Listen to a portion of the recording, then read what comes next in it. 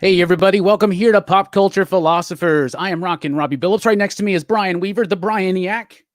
Hey. That sounded good, right? The Brianiac? Is that how you... Yeah, we haven't figured out how to pronounce that yet. Yeah, so. Not quite yet. It's more of a concept. Yeah. With us today, we have writer extraordinaire, one of my absolute favorite writers of the last 5 years, Alex Paknadel, everybody. Thank you very much. Right next to you, of course. Yes, live in the studio.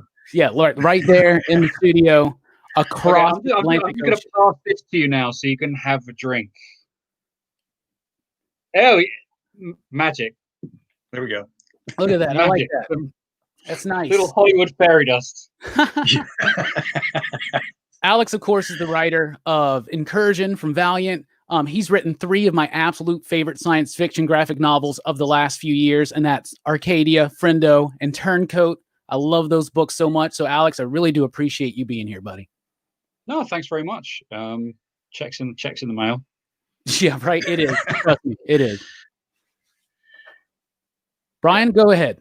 Okay. Well, if we're ready, go ahead and dive into a couple questions. The first one, it's more of a 2-parter, and it's probably the typical one in interviews with comic book creators is why do you use comics to tell stories, and kind of how did you what's your comic origin story? Like, how did you get into comics?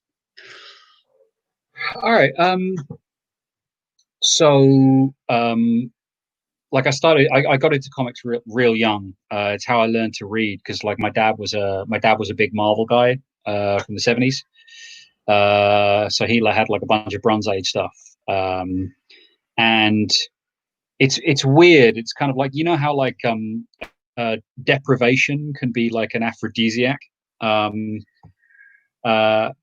Like I wasn't. He had this comic cupboard when I was a kid. Like he had like this wardrobe that was locked, and it was full of all of his comics, right? And I wasn't allowed to touch them because I was usually kind of like covered in shit, right?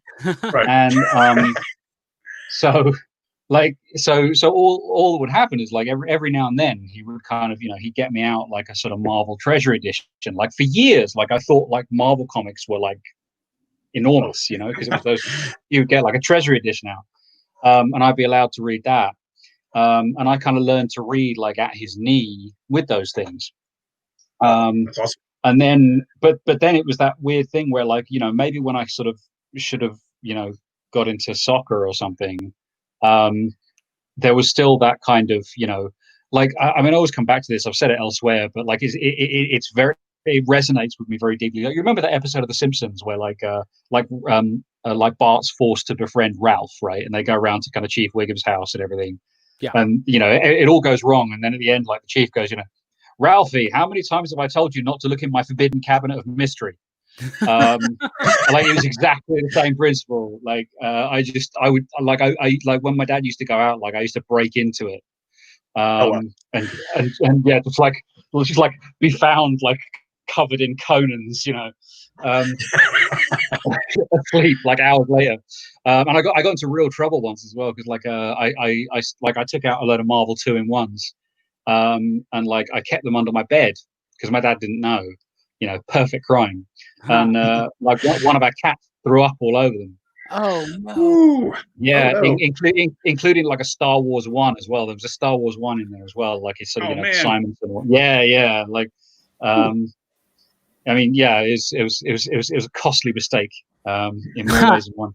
But yeah, so that was kind of how I got into comics, and then I started kind of picking them up myself, like in the mid '90s. And as to how I got into comics, like I mean, I knew I wanted to write them ever since I read New Mutants 87, the first Cable, right? I was like, that's going to be me. And someone said, oh yeah, like, Jim Shooter, that's the record to beat. Because I think he was like 13 when he started writing Legion. So I was like, I'm going to be 9. Let's do this. Half a century later, it kind of came together. So yeah, like I'm a late bloomer, I think, in more ways than one. But yeah, that was I really put it on the long finger. But as to how I broke in, I mean, if one can say, if one can be sort of decadent enough with oneself to say that one has broken in, you know. That was okay. So I moved to a town in the north of England about 15 years ago, and just purely by coincidence, I was in the pub one night, and I got talking to someone about, for some reason, like Alien versus Predator had just come out. And sorry, this is really long-winded, but I'd noticed that you one talking of about the movie AVP, the movie?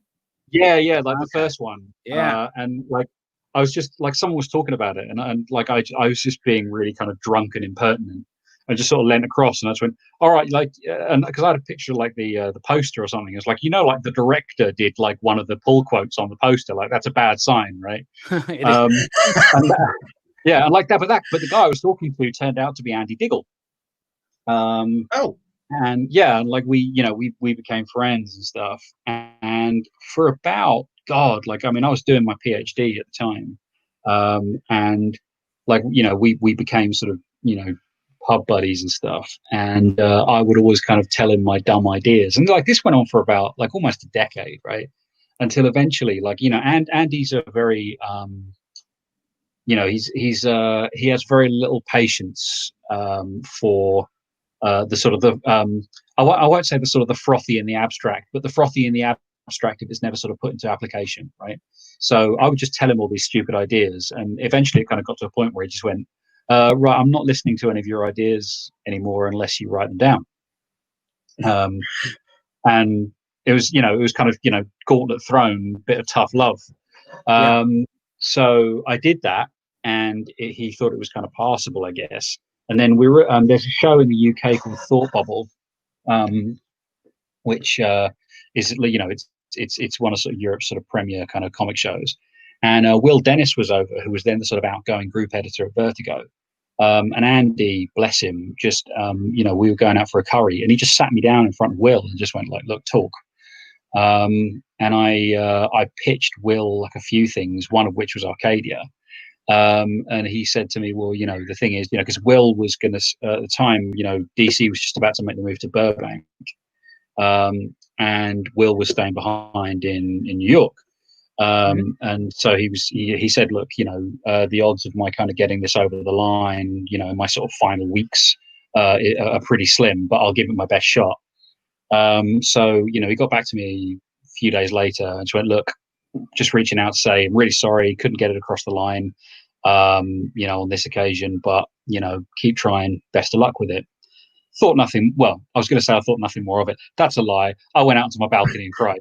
But then like a couple days later, I got an email from him going, this is Will Dennis, by the way, he's the truth. He's a really, really good dude.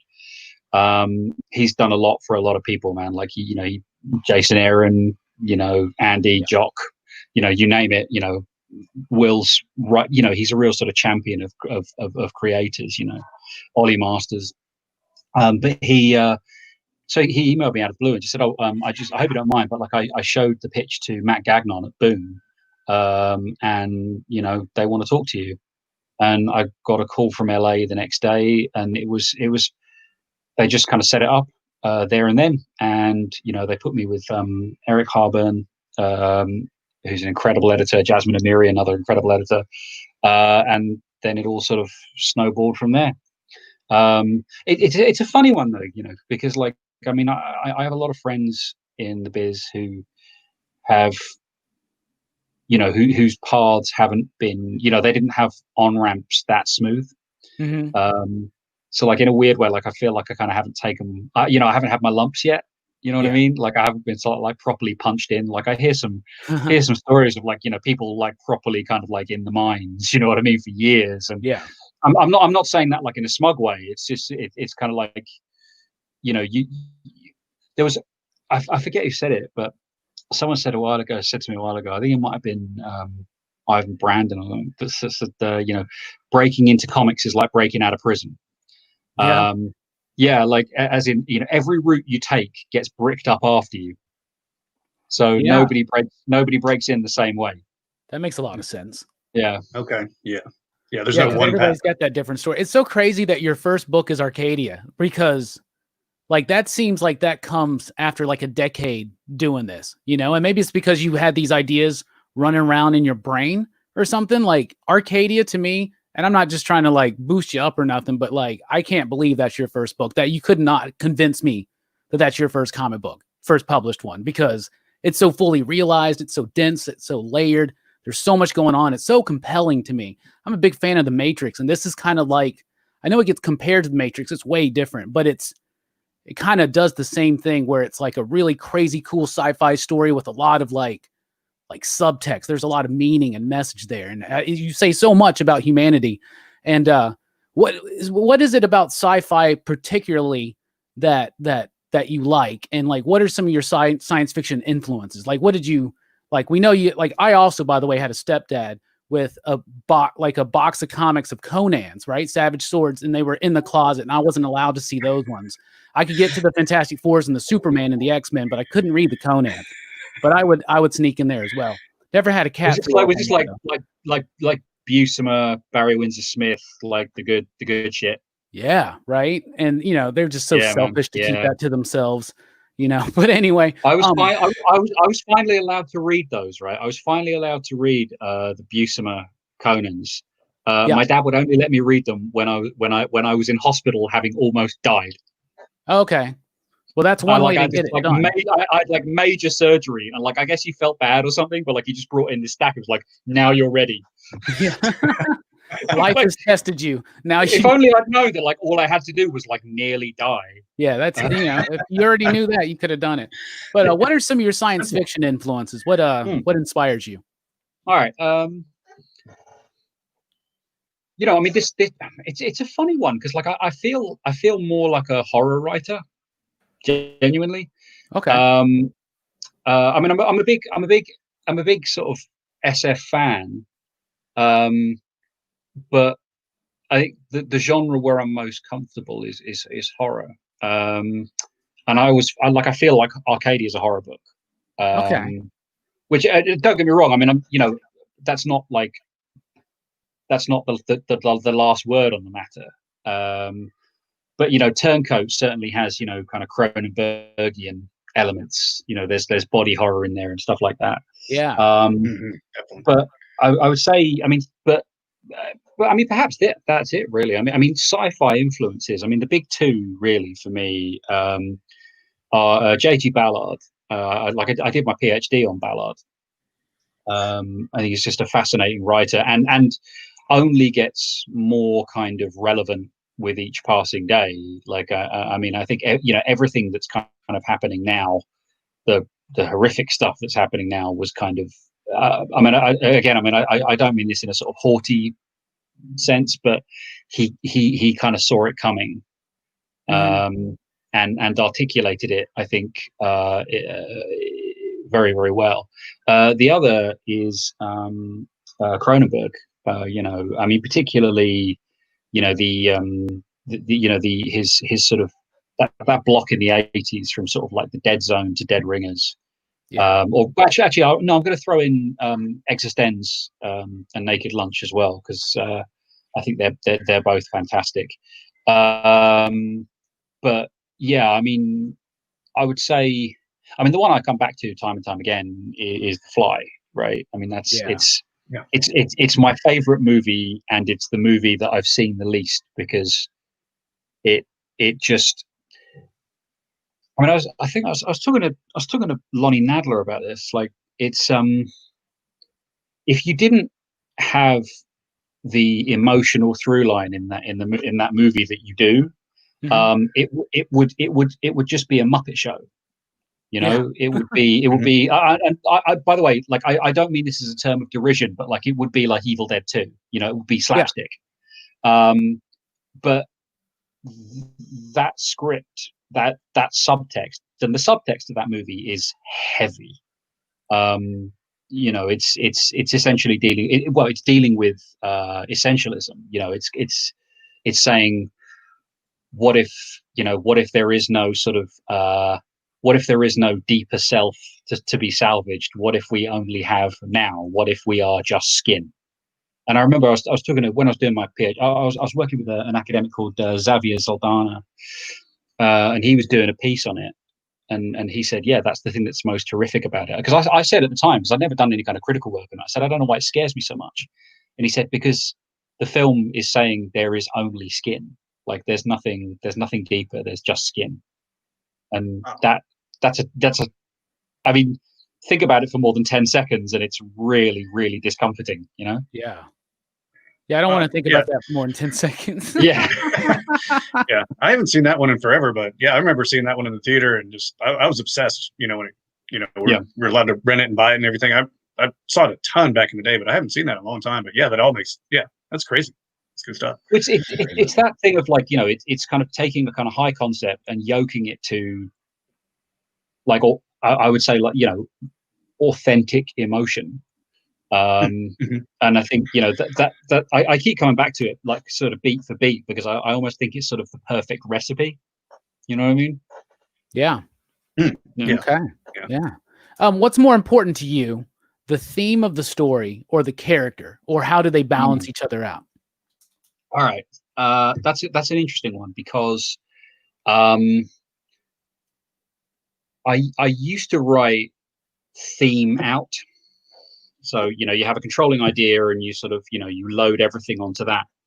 The danger is that your characters become ciphers, because they just become kind of ideological mouthpieces, right? And one of the things, you know, the white noise guys, so, you know, Ryan O'Sullivan, Ram V, Dan Waters, you know, we all share scripts, we all share pitches, we all kind of work on each other's stuff, within reason, you know. Yeah. So there's almost like a sort of layer of editorial before it ever kind of gets out into the world. And those guys, particularly Dan and Ram, I'd say, proceed from character. And that's what they're always kind of encouraging me to do, because I have a tendency to kind of, oh, well, actually, you know, this is about crop rotation in the 17th century and blah, blah, blah, blah, blah. I mean, funnily enough, I mean, but by the way, how are you okay with cursing on this thing? Oh, absolutely.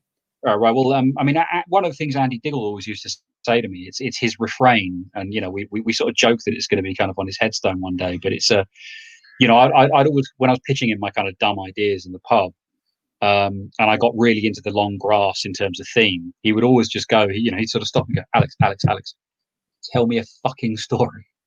Right.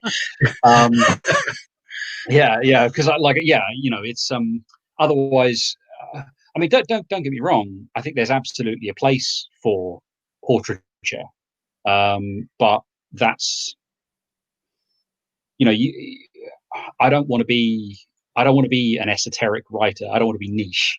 You know, well, one, because, you know, I want a lot of people to read my stuff. You know, I'm not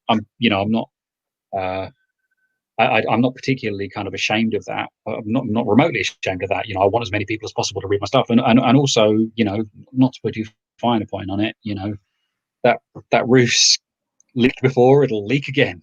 Yeah, right. So, you know, Brian, I know you had some questions about process there. Oh, yeah. Sorry. Oh no. So basically, sorry. Just to kind of cap that off. I was very much a theme-driven writer. I am trying my utmost to be a character-driven writer. Okay. Yeah. Okay. So I was going to ask about the kind of the plot first versus full script first process. You know, working with the artist and everything, and part of why I was asking about that is that you know, 9-panel grids can be pretty ubiquitous, you know, and overused and things, and what I've picked up from yours is that it's pretty rare to see them in there, but when they are, they're gorgeous. Like they're used, you know, like you're using all the different, you know, kind of tricks you can, you know, like the one in Friendo where the, you know, main character is, you know, in the bathroom and it's kind of interspersed with the other scenes, right? I mean, you know, trying to get the lightning out of his shoes and everything. That was like, you know, it was just pure brilliance. So I was just wondering how, like how in depth do you get with laying out panels and stuff in scripts? It depends on it depends on the lead time, honestly. I mean, working with Martin was very easy because I can just I mean he lives in Reading, right? So he's not that far from me, so I can just get on the phone and we can kind of thrash it out sort of almost in real time, and he kind of knows what I'm after. But there's a weird kind of phenomenon because after Turncoat, right? I had about 17 minutes where I thought I might be a genius, because Artyom had what he'd produced was just absolutely insane, right? It was exquisite, and it all corresponded with what I was after in the script. And then I sent another script out to someone who was not Artyom. I went, oh no, Artyom's a genius, I'm an idiot. Right. Okay. It's sometimes the alchemy's there and sometimes it isn't, but I think it's that kind of formalist stuff is quite interesting because I think if it's not serving a purpose, I don't understand why you do it. So for instance, a 9-panel grid, right? A 9-panel grid, it can do a lot of things, but principally I use it when I need to do it basically, because everything's in equal focus, right? It gives you 3 page turns on one page because you're following the Z, but because everything is the same size, nothing draws your attention. So basically you can just zip back, and zip back. And it just gives you 3 page turns. So 3 surprises. And your eye isn't necessarily drawn to any of them. So it actually serves a sort of narrative purpose. Whereas I think if you're, don't get me wrong, if you're toppy, panels, what panels, fuck you, right? Right. But I think particularly, if you're a writer, a lot of it's a trustful, because if you try and go too prescriptive, then you either won't get what you want, or you'll get, you'll be working with an artist who's desperately trying to sort of, realize your vision and not necessarily doing something that is intuitive for them. I think when, not to put too fine a point on it, formalism, I think like anything else, formalism's great when it's a tool. But if you're just being indulgent, then it's masturbation. Okay. If it's baked into the, I'm looking at a book I've got it in the other room, but Glenn Ganges, I think it is. But where it's it's very kind of Little Nemo and Slumberland and everything, and I love that stuff. But if you try and sustain that over 22 pages, you're going to break your brain. Yeah. or you're going to break your reader's brain. It's it feels like it's a very rich meal. Yeah. It's kind of the reading the comics from the Bronze Age and Silver Age and some of that stuff, because they have the always same size, same shape panels and things like that. That can get a little daunting, like you're saying. I mean, there's it's not flowing, it's not catching the eyes in certain ways and everything like that. I still love going back and reading those, but sometimes if I'm reading some of the more current stuff, and then I go back to read one, I'm like, whoa, there's a lot of words here. This is so much. So it is crazy. When you go back as well, and the amount of the amount of narration as well, I think is really interesting to look at, and sort of, actually going right up to even, and by the way, this is not a criticism in any way, but right up to Moore's Swamp Thing, where these very kind of dense lyrical kind of captions, and of course it sort of slows the reading experience right down.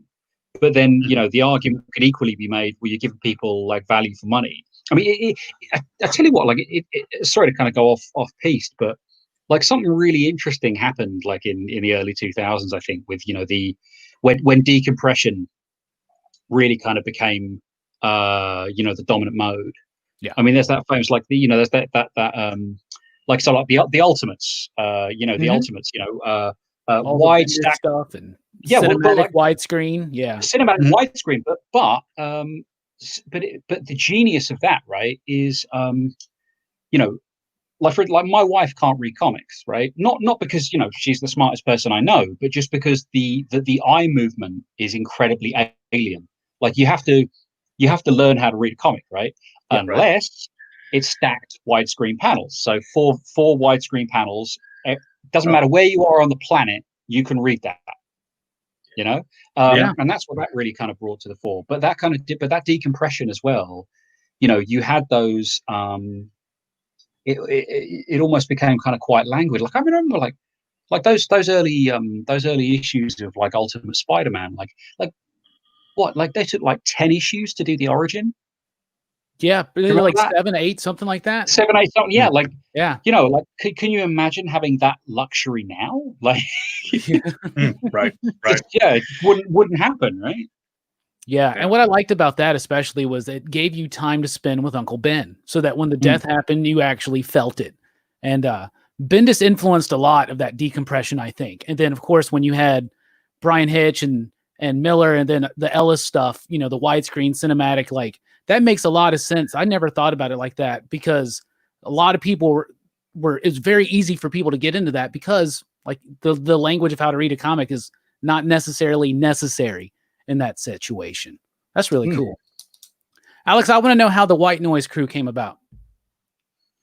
Well, it was I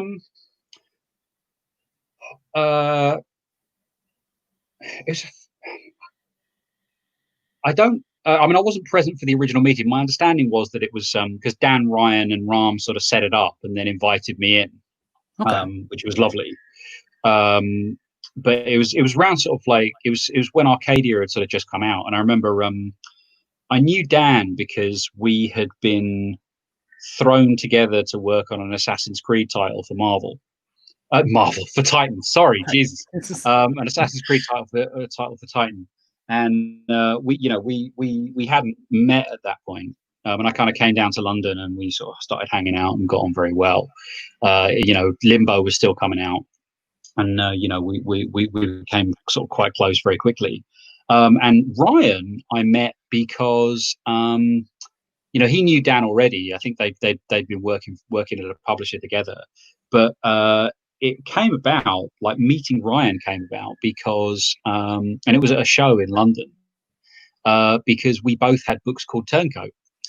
Basically, Ryan had a book called Turncoat coming out, and he wrote to Boom to, I think, like politely sort of say, well, with respectfully, like I got there first, so we had to change the title of ours.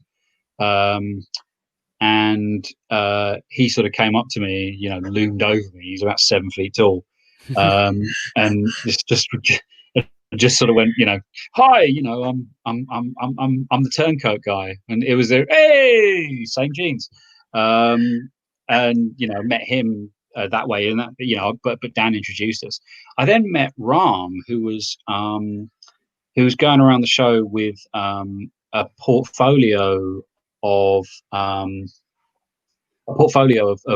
work from what ended up being Black Mamba, which is his fantastic sort of Mumbai noir anthology, right?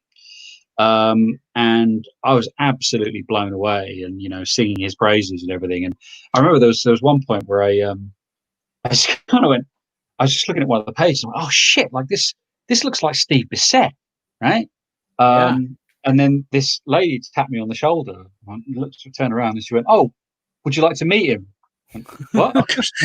Yeah, he's over there. So that all got very surreal. But yeah, and then like a couple of weeks later, I just got an email out of the blue just saying, look, we're putting together this, loose kind of collective thing. We all kind of respect each other's work, and, we'd love to have that kind of quality assurance.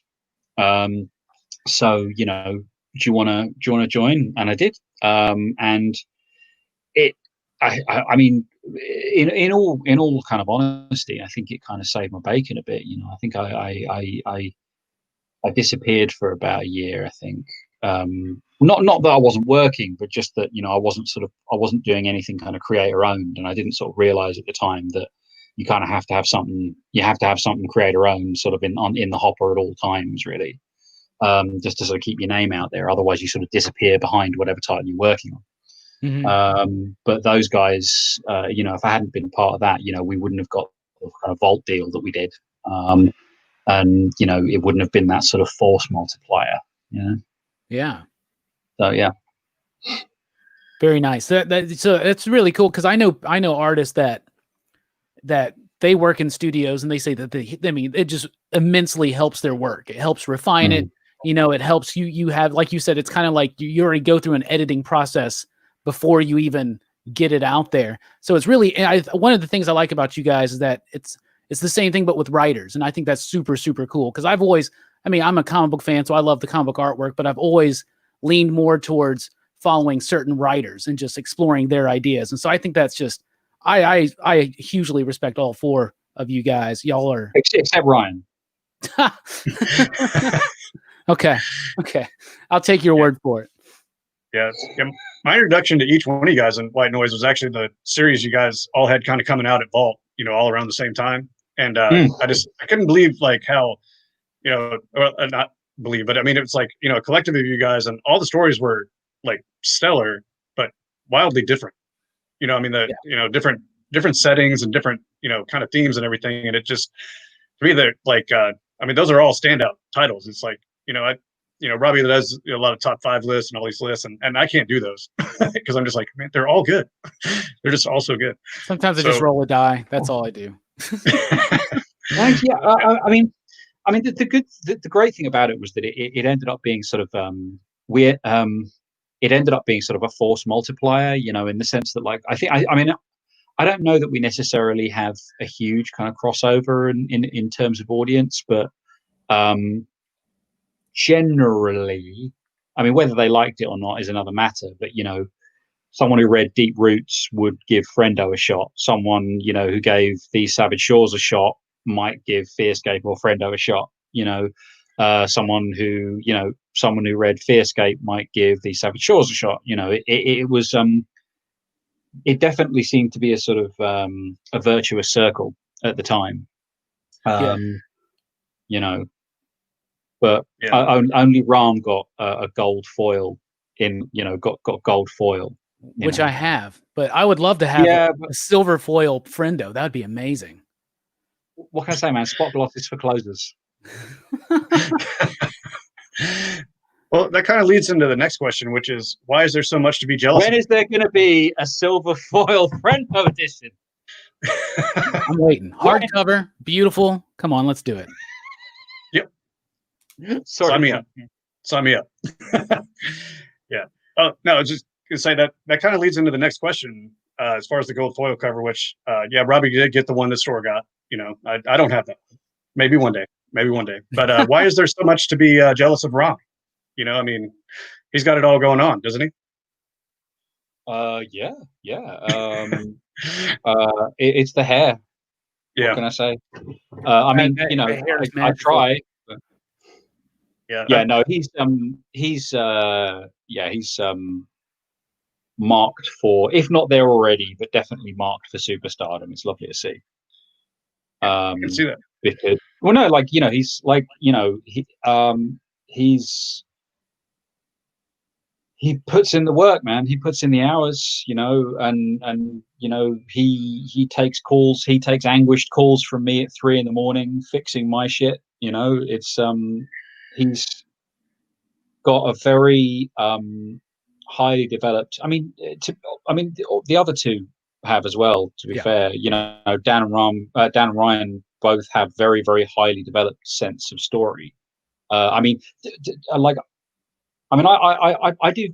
do okay, but for me, kind of structure's a bit like math, and my brain just like naturally recoils from math. Okay. I get there in the end. Don't get me wrong, but like it's a slog. Whereas, you know, those guys, I mean, I'm not going to say it's intuitive because that's going to kind of diminish the you know, thousands of hours of hard work that they've put in. But like at this point, it's kind of intuitive, you know. But yeah, man, I mean, like what I think Ram's just been announced as like the ongoing writer for Catwoman and stuff. And yeah, man, like I mean, I know about a lot of the sort of big stuff that he's got coming down the pike, and yeah, I'd watch him closely. Yeah, right. I'm kind of jealous. You guys get to see all this stuff as it's developing behind the scenes, and you get to know what's coming up. I know he's signed an NDA, so you know he would never tell us. The DC's very strict on that, aren't they? Oh, they're so strict. Jesus, yeah, no, we'd never know. When you guys were doing that first wave of your vault books, and I'm very, very excited for the next ones coming up.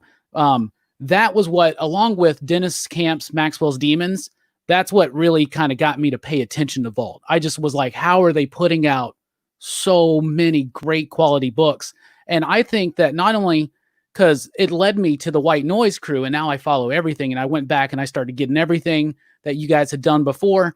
But it also, I think you guys helped Vault really kind of rise up to the position that they're at right now, because it was just hit after hit after hit. And that's a lot because of you guys.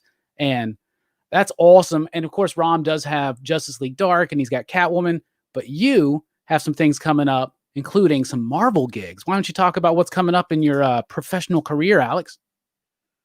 Oh, thanks, man. Yeah. First of all, just to sort of loop back to what you just said. But I mean, I think like I like to think that we have the studio and Vault are growing together. Yeah. I certainly don't think that their success is like dependent on ours.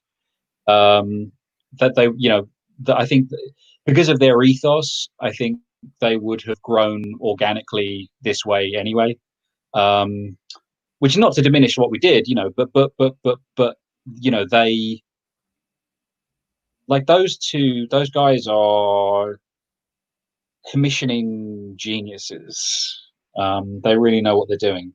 But we get on very well with them personally as well. You know what I mean? It's one of those things. We have a great personal relationship with us, and they give us enough rope to hang ourselves. You know. Really. Adrian and Damien are great. Yeah, man. Yeah, they really are, and they could lift, bro. Yeah. Oh, yeah. Yeah. I'm on Instagram. I've seen it. I've got a picture from, we were in Portland at the start of the year. Remember when you could leave the house? Yeah. We all went out to Portland at the start of the year, and I've got a picture of, now as I said, like Ryan is about 7 feet tall, and I've got this picture of Adrian literally lifting him like a baby. It's absolutely terrifying. I was like, man, like he's lovely, you know, he's one of the most erudite, eloquent men I've ever met, but like, man, I would not start any shit with Adrian. No. Yeah, there's definitely a lot of power there. Yeah. But yeah, it was. Yeah, so in terms of what I've got coming up, so yeah, there's the Vault book, which is it's called Giga, and I'm doing that with John Lee, Roshan Kachurianil, and Aditya Bidikar. Very excited about that. The conceit is basically that the world, there was a war between giant robots for reasons unknown. They destroyed most of the world, and then one day, for some reason, they called a ceasefire, and they just all sat down and just went dormant for centuries, right? Meanwhile, there's like an itinerant human population, and who sort of made the best of a bad situation, and moved into, because the cities have been destroyed, they moved into the robots. So like the robots, these robot communes are now human habitats, and there's like, you know, zip lines from one to another and stuff, and they all look, there are some that are like covered in graffiti, and they look like sort of Brooklyn tenements and stuff, and it's beautifully realized. You know, we wanted it to be this like living urban environment, but they're also a religion. So there's this there's religious order called the Order of the Red Relay, who basically interpret the will of the Giga, and they have this kind of Bible called the Book of Assembly, And I had such a blast, man. Like I've gotten to kind of write like a load of like cod biblical kind of passages and stuff, just to sort of shape the sort of mythology of this world. But I mean, it's a sort of, I mean, I describe it as almost like Knives Out with giant robots, because ultimately what it turns out to be is like one of these robots is murdered, which hasn't happened for like thousands of years, and it's kind of a whodunit. So basically, it's almost like, you know, what would happen if a god was murdered, Nice. and then, you know, That's so it leads on from that. Thanks, man. Yeah, like I mean, I like I'm busting my ass on it. Like I really hope it's good. I mean, you never know until it kind of comes out, but like the early indications I'm getting, certainly from kind of the early issues, are that it's pretty special. You know, at least, you know, for me. The other one, I've got a TKO book coming out as part of their phase 3, which should be dropping, I think, in July. I can't say too much about it because there hasn't been a formal announcement, but I'm doing that with Neil Vendrell, who drew Shirtless Bear Fighter for Image. Yeah. And the colorist that I'm got Ryan Ferrier lettering it, which is a blast because, you know, Ryan's an amazing writer in his own right. I've also got Julia Briscoe coloring it, who's, you know, colored various, you know, like 100 Bullets, The Goddamned, you know, she's insane. Yeah. Sorry, not 100, but Scouts. Julia was Scout. But yeah, working with Julia is absolutely incredible. But that's like I'm doing kind of an Appalachian horror. So I mean that's a real. It's going to be an interesting one because like I did my due diligence, right? Like I did my research, and you know, I very fine writer from West Virginia called James Maddox. Like I basically kind of hired him to sort of, I hired James to kind of almost like authenticity proof it. So like he goes through each one and just kind of goes, well, like they wouldn't say that, like they wouldn't say that, and like, you know, because the last thing I want is like a load of kind of like, not to put you fine a point on it, like I didn't want it to be kind of hillbilly caricatures, because you know, right. So, you know, I tried to sort of do it, but you know, I mean, again, you know, you never can tell, you know, I mean, it could come out and be absolutely slated, but I mean, I like, that's a very kind of, that's another one that, you know, is sort of very sort of heavy on the subtext. So, I mean, I'd be interested to see how that one's kind of received. And yeah, I've got a couple of Marvel one shots coming up. There's the Empire event, which I think starts in the next couple of months. I mean, it had already started, but it was kind of, you know, the COVID situation kind of put it on ice for a couple of months. Yeah. It was supposed to be coming out in May, but now both of them are coming out in August. And so the Empire event is basically, it's Avengers, Fantastic Four, and with cameos. I think, like, you know, there's a whole X-Men strand going on with T and Jonathan Hickman are handling, and I think Ed Brisson as well. And it's basically there's like it follows on from, I think it's you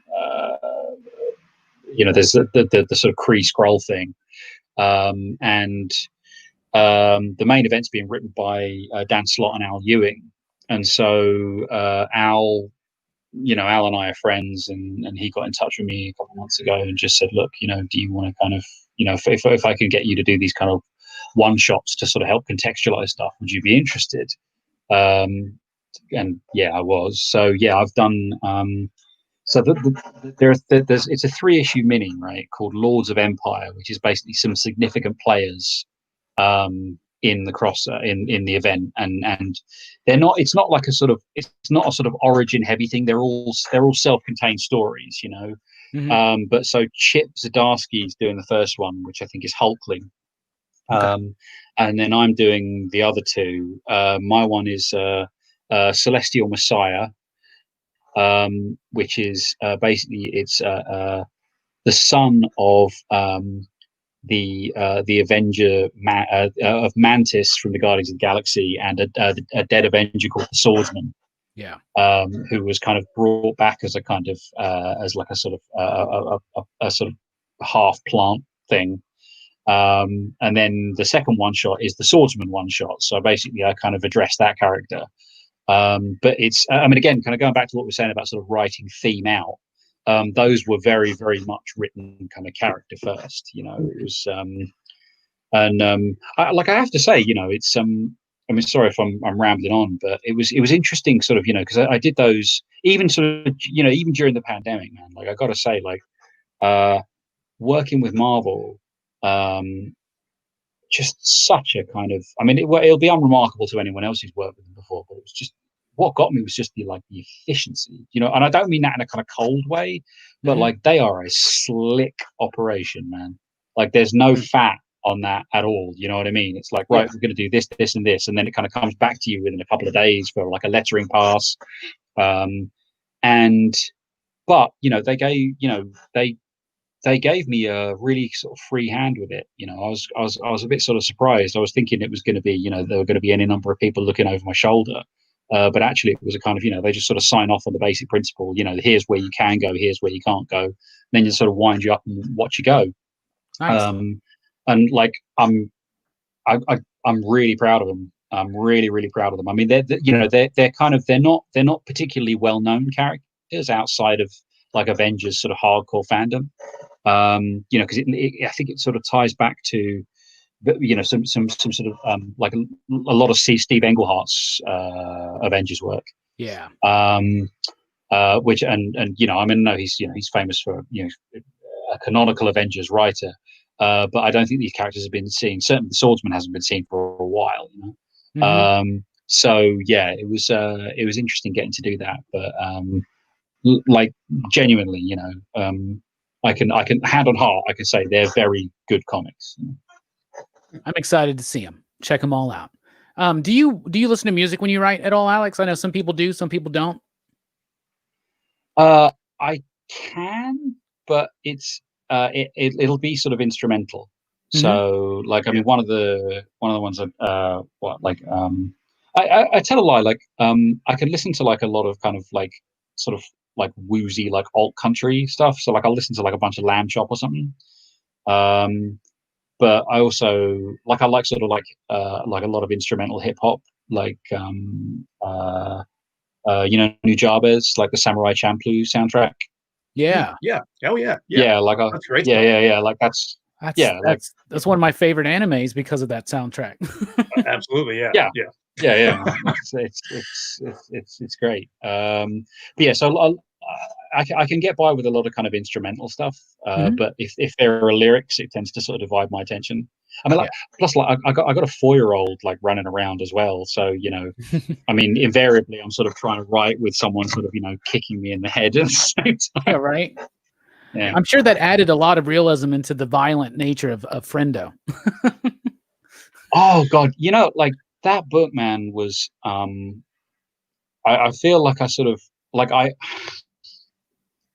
feel like I sort of opened a faucet in my brain to kind of let out all the kind of filth, all the accumulated filth, and it still didn't go halfway to describing our current reality.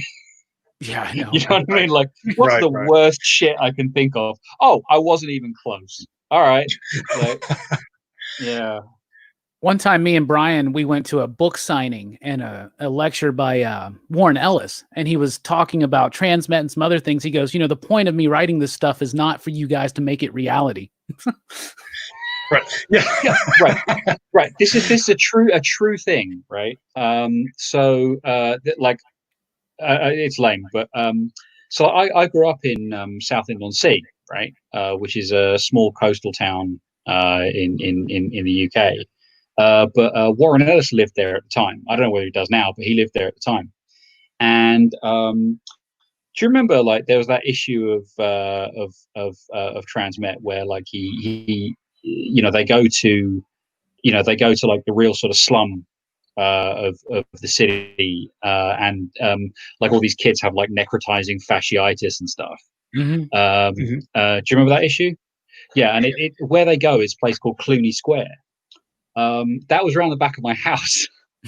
Oh, wow, really? Yeah, dead ass. Like, it was a real place in Southend. It was just off just off like South Church Road, there was this kind of area, and like whenever you used to go past, it was like they were like burning cars there the whole time. Yeah, it was rough, but yeah, like he based that on somewhere that was like sort of, you know, like a road over from me.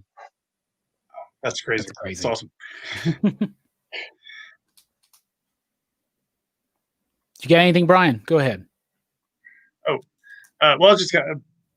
Thank you for that description of the Giga there. It made more sense because the only thing I'd really seen so far was one of the promotional images where the robot's holding the tree, you know, and that like that was confusing to me. Seeing it, you know, supporting the tree and everything, I was like, so that makes more sense that it's like a dwelling, you know, type thing. And yeah, yeah, cool. That's really exciting. So, thanks, man. Yeah, I mean, I think that there are a couple of sort of big like splashes out there now. But I mean, I'll send them over later on anyway, just so you know, just in case you kind of missed them. But yeah, like the idea is that they're all kind of, or you know, the robots are all sort of sat around and they're all sort of skyscraper sized, and people have just sort of burrowed all these like warrens into them, and you know, they're all very kind of functional and sort of lived in, you know.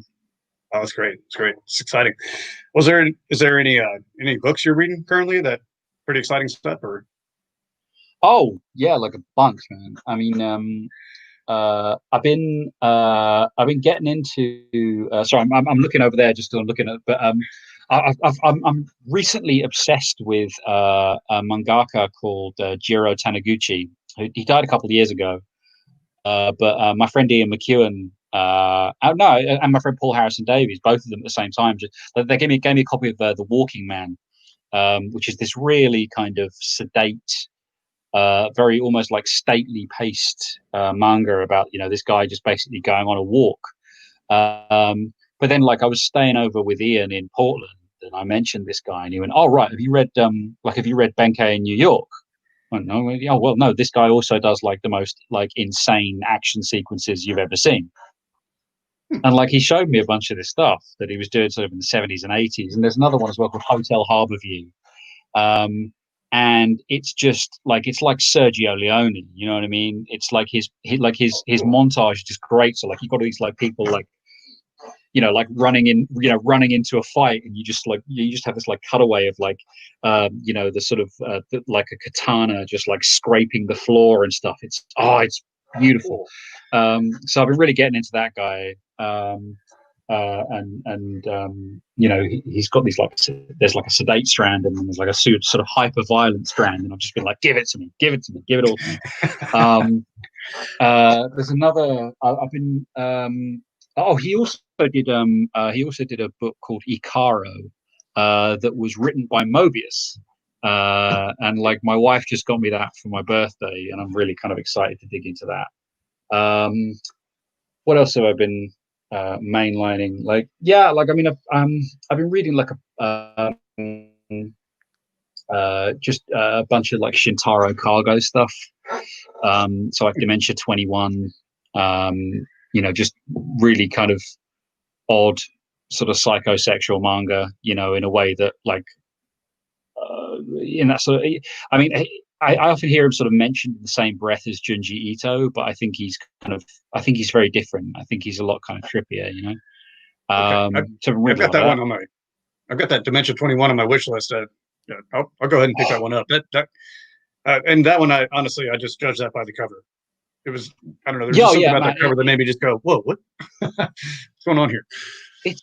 It's one of those, like there's a sort of freedom to that kind of storytelling, I think, that is very hard to sort of replicate in the mainstream. And it's kind of funny because, you know, we're kind of undergoing here, aren't we, like a bit of a kind of horror renaissance, I think, you know, to an extent. Yeah. But I mean, I don't say this lightly, and I don't, you know, I'm not saying this like, you know, I mean, certainly in my case, but like I looked at Japan and I just feel like they're kind of 20 years ahead of us in terms of horror. I mean, I don't know whether that's, you know, just because they're at a different kind of place culturally. I mean, I guess they are, but it always seems to me that because they're dealing with some really just sort of interesting tropes that would like never occur to me in a million years, you know. So I guess I'm sort of trying to kind of, again, I'm back to the fairy dust, hoping to kind of rub some of that fairy dust you know, hoping it rubs off. But yeah, I mean, book wise, what am I reading? I'm just looking up on the. Yeah, I'm reading some Lucius Shepard at the moment. I'm reading some Lucius Shepard novels. Super interesting kind of southern sci-fi writer. I think he's from Virginia. But yeah, he did. I read a book of his a while ago called The Golden, which is just like the best vampire novel I've ever read. It's set in a vampire castle that's so big it's got its own weather, which I always think that's such a lovely touch. Oh, that's awesome. It's got, yeah. But yeah, and like apart from that, just like doing the, you know, lockdown, you know, standard lockdown behaviors of just like a bunch of shitty movies. Yeah. What's the last good movie you've seen? The last good movie, Queen and Slim. Saw it last night. Yeah, I mean, Jesus, timely. But yeah, no, it's absolutely fantastic. It's I think like it just dropped on video on demand, but it's just yeah, like it's like I mean, sorry, I've forgotten the name of the actress. I apologize, but Daniel Kaluuya from Get Out is in it. And it's basically this you know, this young couple. Yeah, this young couple are on a date in a diner in rural Ohio, and like he gets pulled over by a cop, and it escalates, and yeah, here we are. But no, that was like haunting. Yeah, that's an authentically kind of great movie. Have you ever had any kind of a weird paranormal experience? Like you ever seen like a UFO or a ghost or Bigfoot or a Loch Ness monster somewhere? Anything like that? Only one. I mean, I don't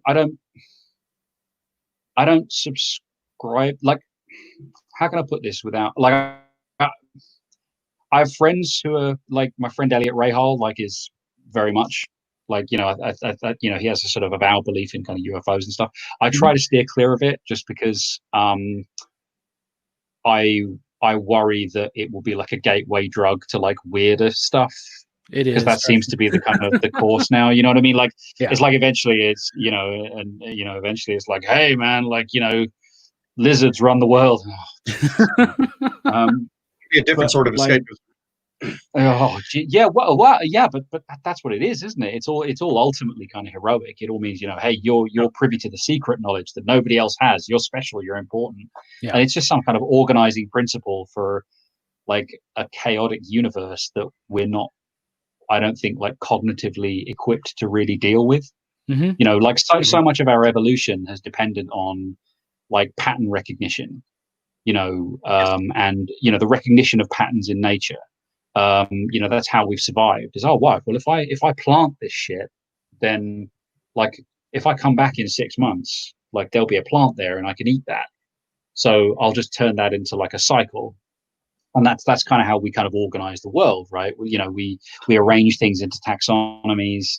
But I think where that falls down is where the world becomes, you know, we become too aware of the world on the sort of macro level, and that kind of chaos kind of bears down. And but we still have these, you know, like our brains haven't really kind of evolved like in, you know, 60,000 years. Right. And so accordingly, we're still using this very sort of rudimentary kind of cognitive sort of, you know, apparatus to make sense of a far larger world than our ancestors had to deal with. And so that's when I think like conspiracy theories flourish, is because the one thing they give you is actually, it's, you know, however dark the conspiracy might be, it's ultimately comforting, right? Because it's a narrative that allows you to think that the universe is coherent and that it makes sense because these bad guys over here are kind of secretly controlling shit. And it's not true. Yeah, it takes the responsibility away from us. It seems almost. Totally, man. Like, yeah, you know, and I'm not, by the way, like, I'm not saying that I like have like a wonderful ability to kind of cope with chaos. I don't. Chaos scares the shit out of me. But like, I try not to pin it on like a big other. You know what I mean? Because like, it's so dangerous. That said, to return to your original question, I did have one when I was a kid. And it was like 87. There was some really high winds in the UK, I mean, I was going to say like a hurricane, but like I'm talking to Americans, like you'll just laugh me out of the building. But like we had some very, very, for us, some very high winds, you know, like at least like 12 miles an hour. And but I had this, I remember like I had this really vivid dream, right? That I would have to, that I kind of had to kind of go into the living room and get some food, and like I must have sleepwalked or something, because like I remember like my mom just kind of came in and like shook me awake, and I was like sat in my dad's armchair, right? But meanwhile, a tree had like fallen against like my bedroom window. Like, I mean, I don't know whether I would like have come to any harm, but it just seemed like a sort of really sort of weird near miss. And that was when I realized that I was the son of God, and anointed for greatness, and that no harm would ever befall me. That was when I came to that. Of course, right? That's when that I was that's why we're in the dark. And that's why we're in the Donnie Darko timeline right now, right? Because that one. Yeah. Shit, yeah. Oh my god. Yeah, like a really sort of like a really low budget shitty Donnie Darko, where it's just like there's like a branch in the room, like, oh no. That's hilarious. Alex, I know you're a little bit of a spice lord. What's your favorite hot sauce right now? Oh, okay, so my favorite brand is Charman. And like their original is great. Like I love like a roasted habanero. Because like I'm an ex-smoker, right? So like my taste buds are just blown up. Yeah, right. So like I mean, you know, it takes a lot to make me feel anything anyway. But you know, so like a good roasted habanero, like I like, you know, I like a good chipotle as well. Just something I like, smoky and deep. You know, like I remember like oh man, like there's another one that I really like called Lucky Dog. And they're kind of their extra hot sauce. I think they're based out of San Francisco, but they're just phenomenal, right? But their hot sauce, like I gave a bottle to Donny Cates. I don't know whether he liked it, but he was quite upfront at the time, and he just said, "Oh, like is this a gungy one?" And I was like, "Yeah, like they're the ones I like. I like ones that have like the carrot puree and stuff like that." Yeah. But like he's like, no, he likes, you know, like apparently like in Texas, it's like no, like, you know, they like the sort of the vinegary ones, you know, quite sort of sharp and like astringent. But I like a almost like a chutney. You know what I mean? I just want to kind of. There's one that I just got actually out of. I'm going to be on this for hours. There's one that I got just out of Portland called the Secret Aardvark, which is awesome. Again, like everything you wanted, but like it's half Tex-Mex, half Caribbean. Okay. And wow. Oh man, okay. It's absolutely delicious. Great. Like it's because the whole thing is right. Like I don't understand. I do not understand these cats who will have a hot sauce purely to like blow the fuck out of their mouths. Like I don't get it. You know, to me, like don't get me wrong. Like I like a hot sauce, but for me, like the heat it's supposed to be a fixative, you know what I mean? Like it's supposed to sort of like it's supposed to like nail the flavor to your tongue for like an hour. Yeah, you know, that's what a good hot sauce does for me. Whereas if you're just going to blow your own head off, like what's the point? You know, I mean, you know, apart from like if you're going to play like beer pong or whatever, but like I mean, you know, that's fine. But yeah, like, you know, but like so you're like just enough heat so that it like doesn't quit, you know what I mean? Yeah. But yeah, the Charman brand I would say is absolutely great. And there's a place in London, I can't remember, but I mean I'll get it for you later, but I tried the other day that's done like a coffee sriracha. Ooh. Can you imagine? Like it's super weird. It's super weird. But it kind of works. Like the first mouthful you're like you know, pretending to enjoy it, but then like around it kind of coats the back of your mouth, and you kind of settle into it, and it's and this kind of these really sort of these incongruous flavors that shouldn't work together at all, and initially don't, somehow something like happens and it forms a new thing, and you're like, oh, that's very interesting. But yeah, coffee sriracha, right? Yeah, I need to try this. I need I to. have to check that out. I This wrote is like down the all most these. animated I've been in like months. I love hot sauce so much, and I'm one of those guys that I love. Like you were saying, you got to have the flavor, you got to have the balance. But I also do sometimes. I just want to just kick my own ass, and I'll eat a Carolina Reaper or something like that. Just I don't know why. If you wake up in the morning and eat a hot pepper, nothing. I mean, what else? What can affect you? You know what I'm saying? You're not gonna mess with me. I just already kicked my own ass earlier. But I don't know. I really like the last dab right now. That's the one I'm always on. Oh, is that oh man, is that on the hot one? You know, the one we pull. What's that, Alex? Uh-oh. We got a glitch in the matrix, Brian. Oh man. Right at the end of the Froze show. up. Maybe he'll be back. Or maybe he's just standing real still and messing with us. It's so impressive if that's what he's doing. There he is. Hey man. Well, we are at the end of the show, so we got one more question for you. Brian, why don't you throw it at him? Okay. Hello? Hey. Yes. Hey, Alex. Am I back? Yes. Yep. Yeah, definitely back. Yeah, we thought you were like. Yeah, sorry. Well, oh man, sorry about this. Oh, that's fine. Oh, no worries. We're at the very end anyway. Brian's got one more question. So I guess the last question is do you have hope for the future? Are we back? Are we in business? Yes. Oh, can you hear us?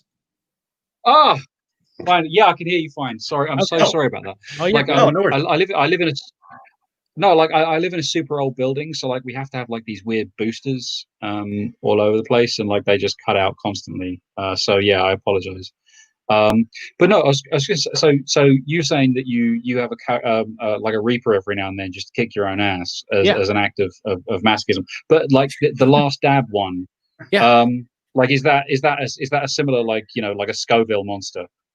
Yeah, it's I don't know, because when the first time I ever had it like I couldn't talk. It gave me the hiccups, but then I got very used to it. But it's got flavor to it as well, which I really like. But that's the main thing, man. Like that's the thing. Like I don't understand why anyone would want to just go like, you know what, like I can get it like in a sort of Jackass sense of just like, you know what, like I'm just gonna put some like sulfuric acid in my eye, you know. But like unless there's kind of a flavor there, it's kind of it's but one I missed out that I was going to say, and like this is a very, like, you can get this like anywhere in the US. Have you guys tried Yellowbird, like you know, at Austin? No. Oh man, Yellowbird's the truth. That's such a good hot sauce, like such a good range of hot sauces. But yeah, like they're based out of Texas. They're based out of Austin, sorry. But yeah, like I absolutely fell in love with their stuff. I tell you what, when you get Dan on, and you should get Dan on, when you get Dan on, ask him the same thing. And you know, I think between us, like you'll get like a nice sort of suite of hot sauces, and this will just turn into like a giant commercial. Yes, looking forward to it. Which is all we really want out of life, really, isn't it? Like, Yep. Got to move the product, right? Yeah. Always be closing. Yeah. Okay. Well, yeah, I guess we're getting close to time here. So, got one last question for you. Sure. Do you have hope for the future? Wow. It didn't take me much effort to ask that very large question. I'd like to point that out. Oh God.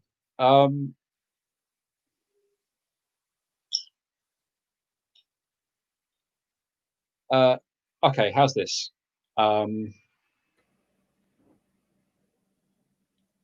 do if certain conditions are met, and I know that's like a really sort of circuitous. You know, I'm kind of going around the houses, and I shouldn't be that kind of mealy mouthed, but I think we're in a real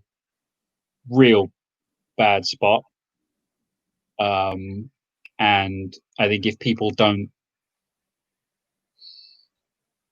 change their attitudes like really quickly, I think it could fall down. But I don't like thinking in terms of this because, you know, anything can happen. Like the thing that I think is really kind of, you know, by the way, like, I mean, screw like my feelings, you know, they're kind of immaterial at this point. Like, I'm, you know, so far, like I'm doing okay. Like I'm, you know, I'm not important in this kind of equation.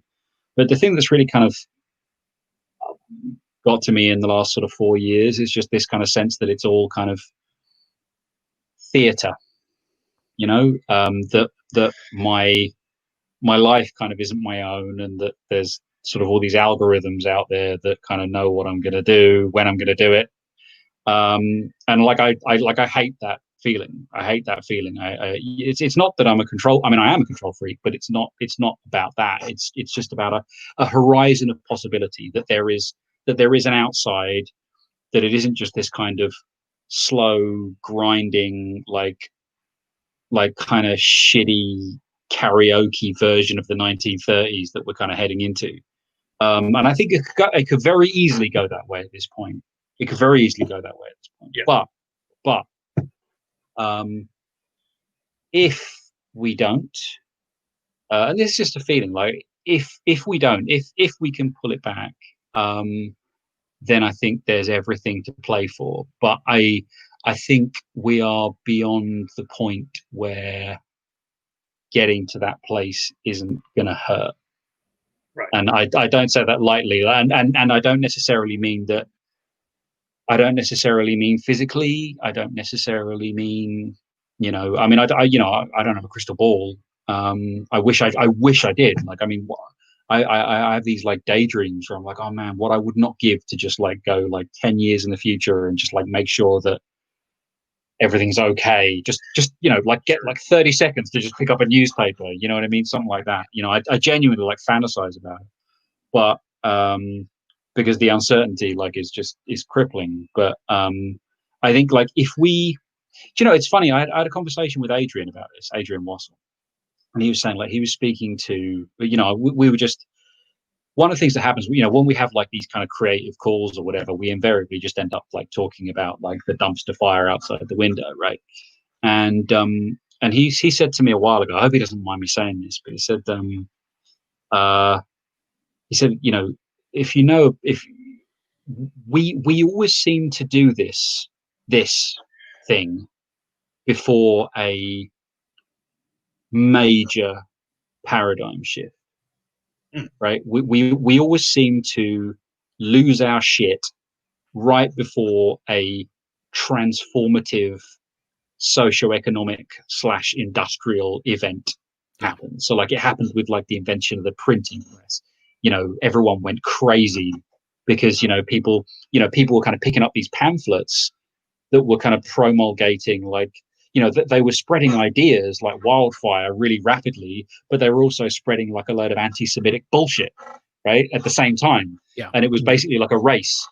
And, you know, I think like the internet's done the same thing, but the same thing happened during the Industrial Revolution, and like the same thing happened, you know, our World War One, like the Great War was, you know, that was like the end of like imperial warfare and the beginning of industrial warfare, you know, which, you know, so I think it's one of those where like, but the thing is, every time we do this, so every time, every time we kind of lose the plot because we're about to have these kind of big transformative things, the stakes get higher every single time.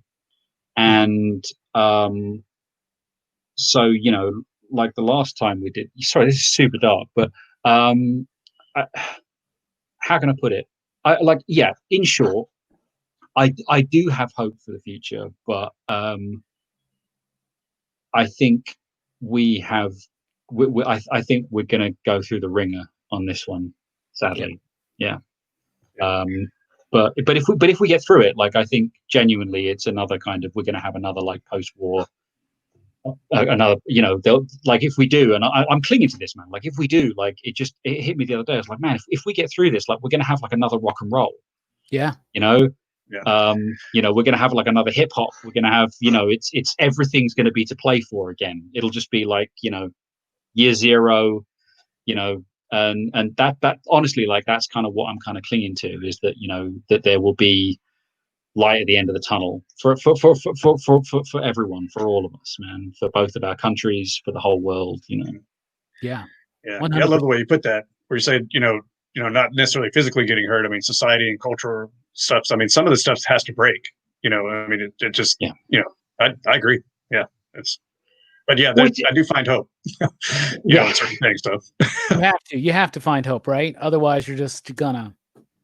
Well, it's a funny thing, right, man? Like, I mean, I was speaking to, I mean, I won't name them because I know, you know, but like I was speaking to a writer friend of mine who's religious, and I was, you know, I was talking to him about, you know, everything that's kind of going on and everything, and I just said to him straight up, because I was having like a moment, and I was just like, look, you know, do you have hope? And he went, yeah, absolutely. And I said, well, why is that? He goes, because, you know, you know, he lives in a US city where, you know, some stuff's going on at the moment that is what it is. And he said, you know, I look out my window and I know that evil exists, and if evil exists, then good exists. And like, I mean, don't get me wrong, and that's the kind of formulation that kind of breaks my brain, but I kind of see where he's coming from. It's you know, if we see, you know, seeing humanity at its worst, and by the way, I am not in any way saying that it's kind of worth it, or anything, but I just thought that was an interesting perspective. I don't necessarily share that perspective, but I mean, what can I say, man? Like, I'm clutching at straws, like the rest. Yeah, right. yeah. Well, Alex, we really appreciate you taking time out of your day to spend some time with us. I had so much fun getting to chat with you, getting to talk to you about your work, and Hot Sauce in particular. That was one of my favorite bits right there. Anybody, if you haven't read Friendo or Arcadia or Turncoat or Incursion, or here's something, is it KINO or KINO? KINO. I've been saying it right. Good. Yeah. That book's amazing too. Anything with it, and you wrote some Doctor Who books, right? Didn't you? Yeah, a bunch. Yeah. With Rob Williams. Yeah. Had a lot of fun with that. Rob's fantastic. Taught me a lot. Fine. You did you do the 10th Doctor? I did Matt Smith. Yeah. Okay. No, so yes, that's 11th, right? 11th. Yeah, I did 11th. But I got to play with a bunch of them once. Like, they let me do the free comic book day one. So like I did a whole, like, 16 pages, and I got to write like 5 Doctors, which was great. Just kind of, you know, because you hear them, you know, you if you watch the show, like, you know their kind of speech patterns, you know how they're going to kind of, you know what the register is going to be. Yeah, that's true. Yeah, that's awesome. Heck yeah. So, Sleepy Reader, I'm going to answer your question real quick. Friendo is Vault, Arcadia, and Turncoat are both Boom. KINO's from Catalyst Prime, and Doctor Who, that was the Titan comics, and then Incursion was Valiant, which you did with Andy Diggle. So, and the great Doug Braithwaite. Yes, the artwork's so powerful. A genius, yeah. Again, that was another one where I kind of finished it going, "Wow, I'm a genius." Nope, nope. That's Doug. Anyway, we thank you for watching, Alex. Thank you so much for being here, Brian. Thank you for Thanks joining for having me. And listen, you know, I you. mean, yourselves, and I mean, I don't know who's watching, but be well, be happy, long life, be safe. You know. Absolutely. Awesome. All right, everybody. Y'all take care. Thanks for rocking with us. Good night.